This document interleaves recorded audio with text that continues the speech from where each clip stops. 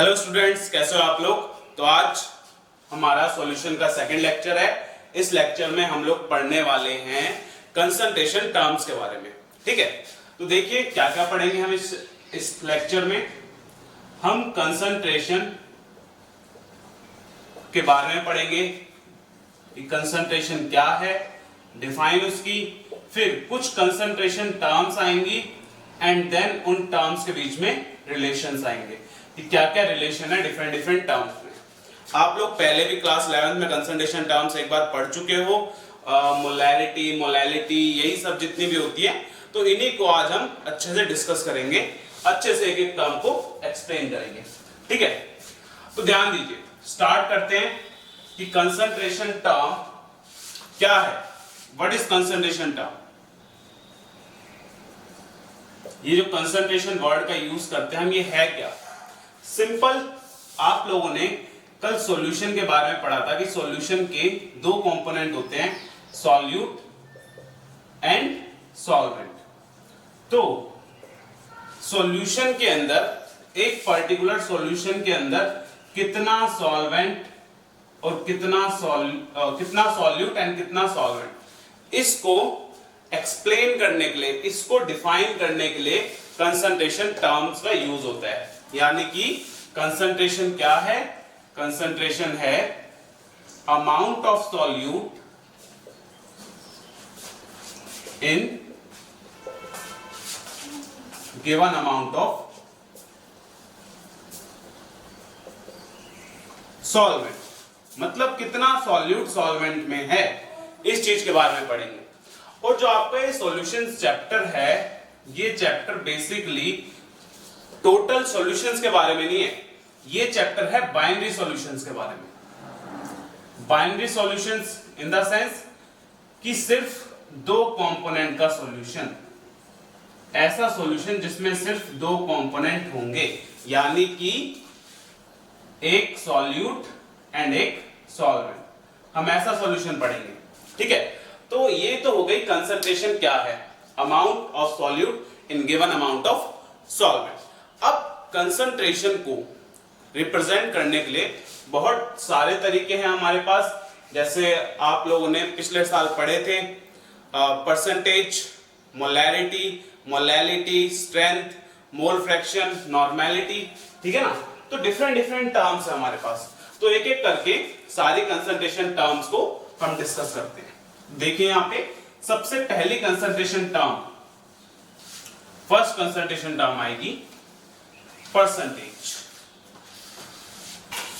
Percentage composition.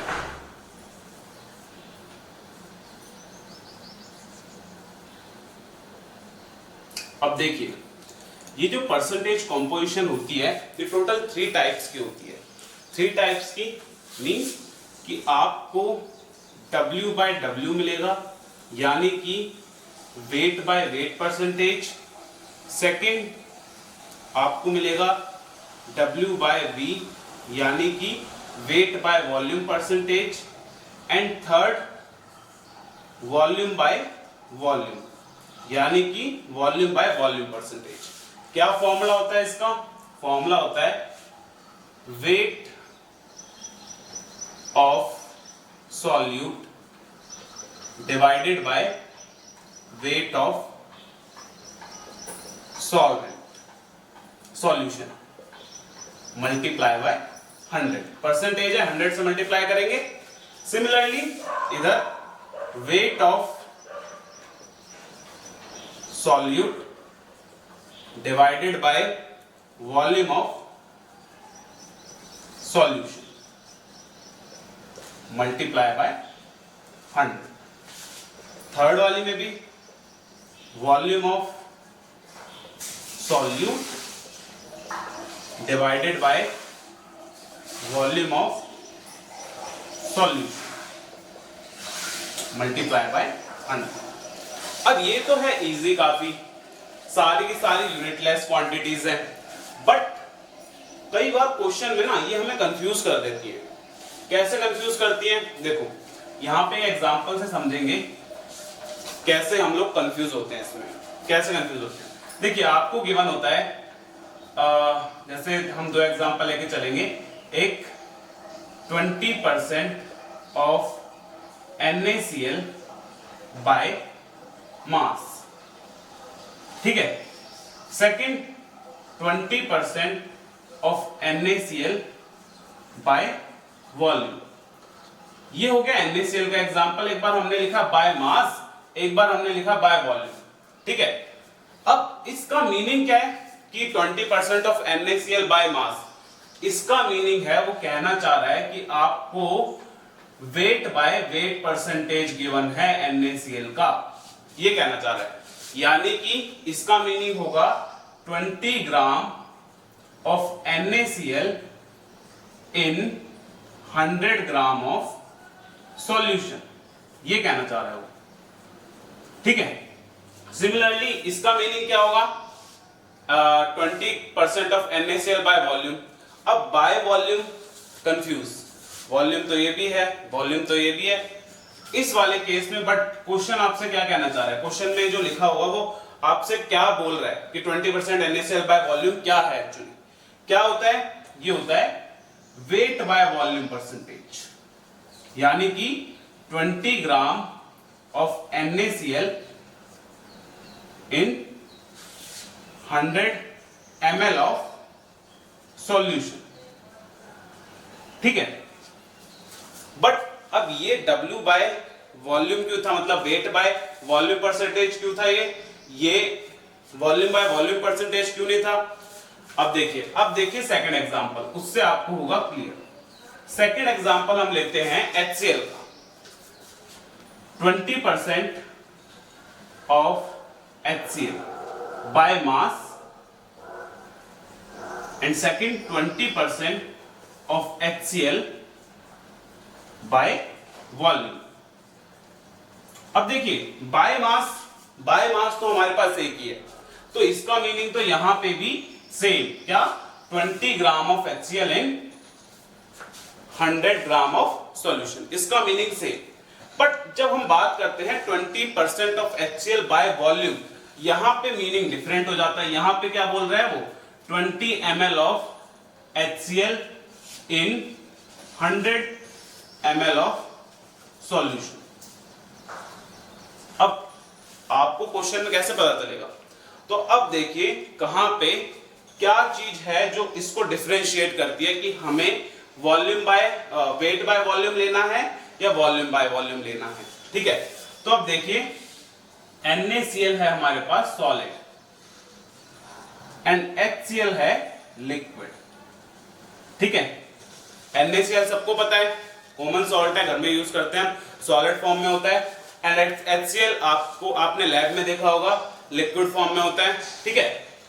तो weight by volume कब use होगा, जब आपका जो सॉल्यूशन हो वो कैसा हो, सॉलिड इन लिक्विड, यानी कि ऐसा सॉल्यूशन जिसमें सॉलिड NaCl इन वाटर, ऐसा सॉल्यूशन, मतलब सॉलिड सॉल्यूट हो आपके पास और लिक्विड सॉल्वेंट हो, तो ऐसे सॉल्यूशन में आपका यूज होता है weight by volume percentage.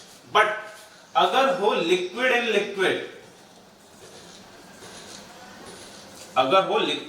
Liquid, तो आपका क्या यूज होगा, तो आपका यूज होगा वॉल्यूम बाय वॉल्यूम परसेंटेज, यानी कि जो हमने एग्जांपल लिया HCl इन वाटर, ठीक है।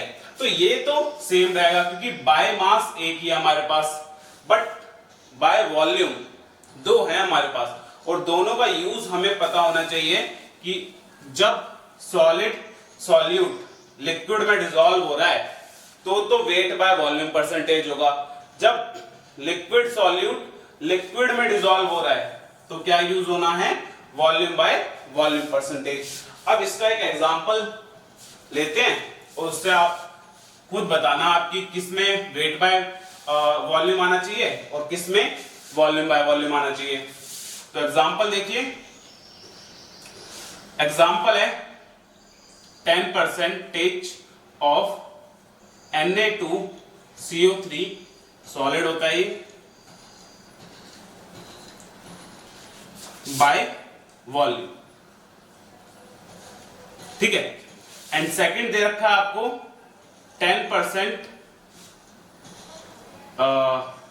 H2SO4 by volume.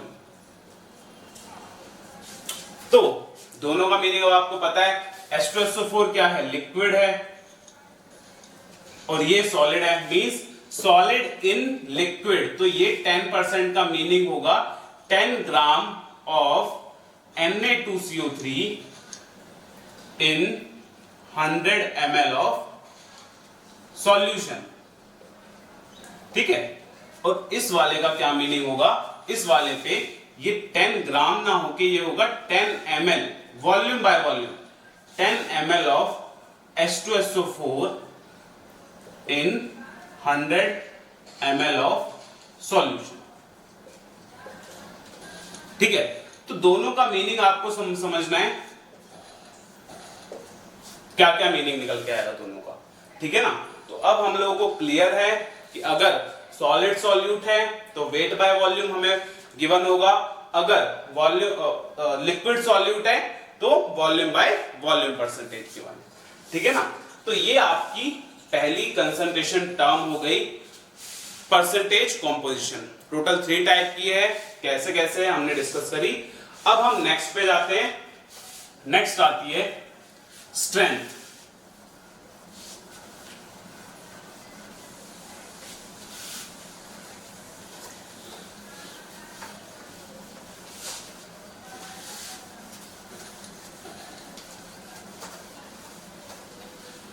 नेक्स्ट देखिए स्ट्रेंथ। स्ट्रेंथ जो है ये क्या होती है? ये होती है मास ऑफ सॉल्यूट इन ग्राम पर लीटर ऑफ सॉल्यूशन। क्या होती है ये? अगर हम स्ट्रेंथ का फॉर्मूला देखें तो ये फॉर्मूला होता है मास ऑफ सॉल्यूट, सॉल्यूट का मास ग्राम में, ये फिक्स रहेगा, ग्राम में लेने को बोला है तो ग्राम में ही लेना है, and divided by volume of solution in litre. ठीक है। ये लीटर में ही रहेगा हमेशा। तो स्ट्रेंथ की यूनिट क्या हो जाएगी? इसकी यूनिट हो जाएगी ग्राम पर लीटर। ठीक है। ये हो गया आपका सेकंड कंसंट्रेशन टर्म। थर्ड देखिए, थर्ड आती है, इंपॉर्टेंट है इस चैप्टर के लिए। अगर हम देखें मोलैरिटी, इस चैप्टर के लिए अगर हम देखें, क्योंकि ये जो है मोलैरिटी इस चैप्टर में बहुत बार यूज होने वाली है। मोलैरिटी को हम कैपिटल M से डिनोट करते हैं, एंड मोलैरिटी का जो फॉर्मूला होता है वो होता है number of moles of solute divided by volume